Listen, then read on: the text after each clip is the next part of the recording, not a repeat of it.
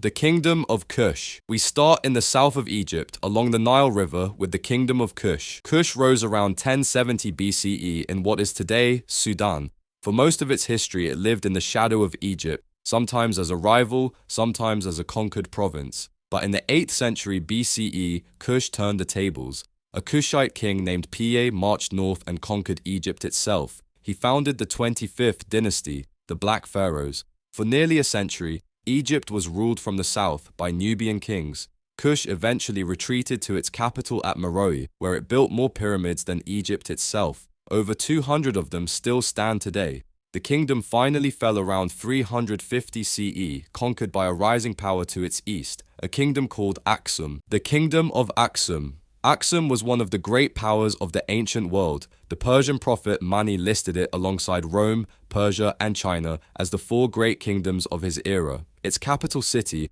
Aksum, built stone obelisks over 100 feet tall, carved from single blocks of granite. No one is entirely sure how they were raised. Aksum controlled the Red Sea trade, connecting Rome to India. It minted its own gold coinage, one of the first kingdoms outside the Roman world to do so. In the 4th century, King Ezana converted to Christianity, making Aksum one of the first Christian kingdoms in history, centuries before most of Europe.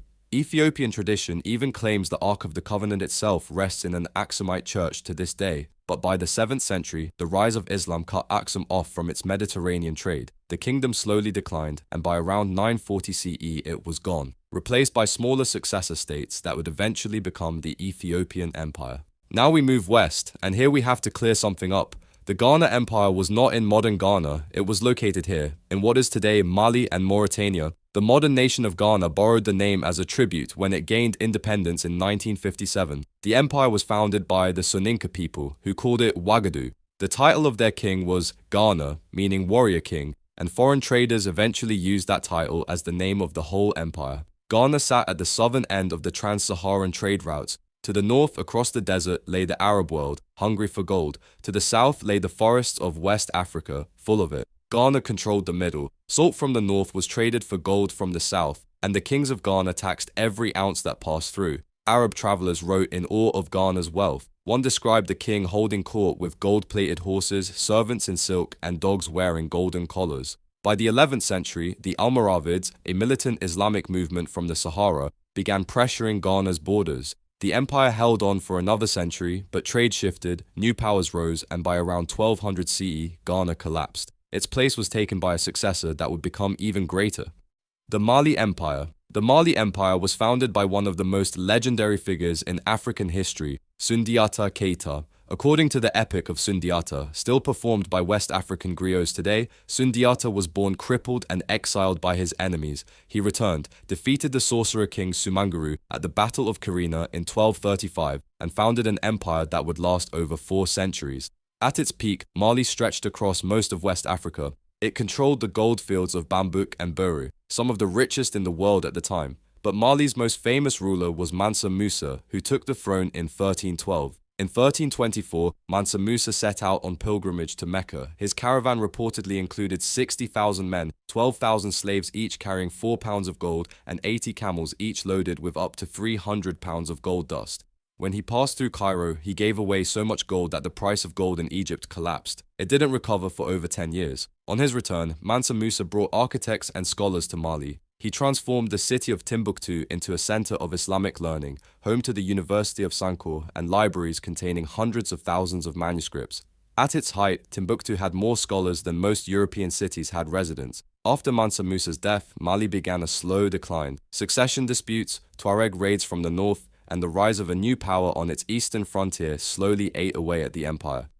The Songhai Empire. The Songhai Empire was, by territorial extent, the largest empire in African history. It was built by Sunni Ali, a brilliant and ruthless military commander who seized the city of Timbuktu from its Tuareg occupiers in 1468 and spent the next 25 years expanding Songhai in every direction. After Sunni Ali's death, power was taken by Askia Muhammad, a devout Muslim who reformed the empire's administration, standardized its laws, and made his own pilgrimage to Mecca with 300,000 pieces of gold. Under Askia, Timbuktu reached its intellectual peak. Sankore University attracted scholars from across the Islamic world, but in 1591, disaster came from the north. The Sultan of Morocco sent an army across the Sahara, something no one believed was possible. At the Battle of Tondibi, a small Moroccan force armed with firearms crushed a vastly larger Songhai army that had never faced gunpowder weapons. The empire shattered. Songhai was the last great empire of the Sahel. After its fall, West Africa never again saw a unified state on that scale.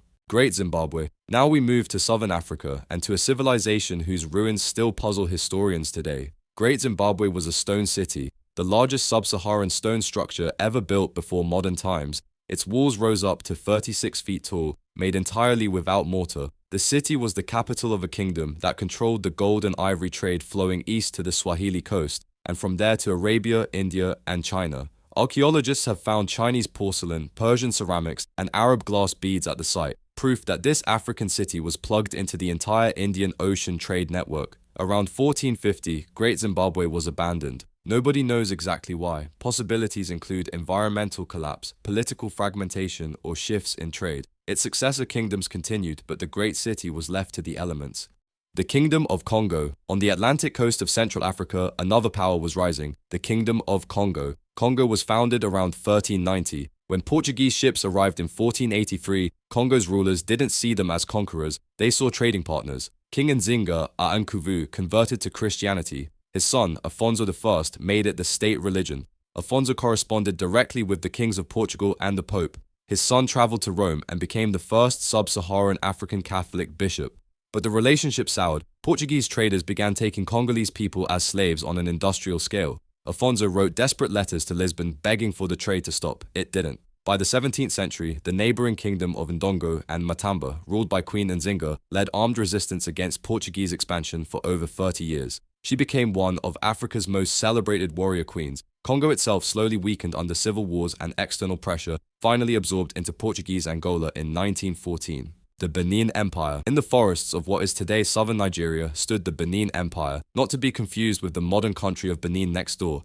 Benin City was protected by a system of walls and moats so vast that it was, for centuries, the largest earthwork construction on earth, 4 times longer than the Great Wall of China, though much smaller in scale. Benin is most famous today for the Benin bronzes, thousands of extraordinary brass and ivory sculptures created from the 13th century onwards, depicting kings, warriors, and everyday life. The empire was ruled by the Oba, a sacred king whose power was absolute.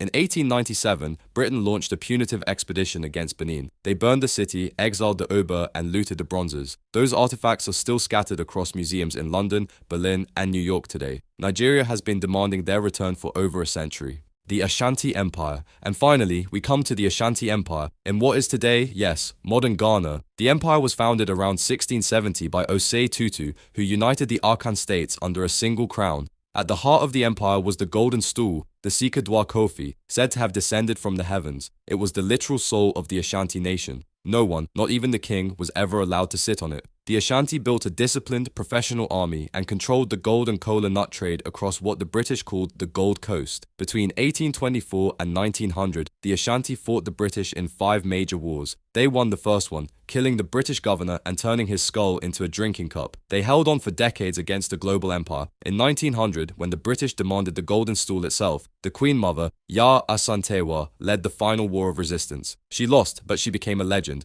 The Ashanti Empire was annexed into the Gold Coast colony in 1902.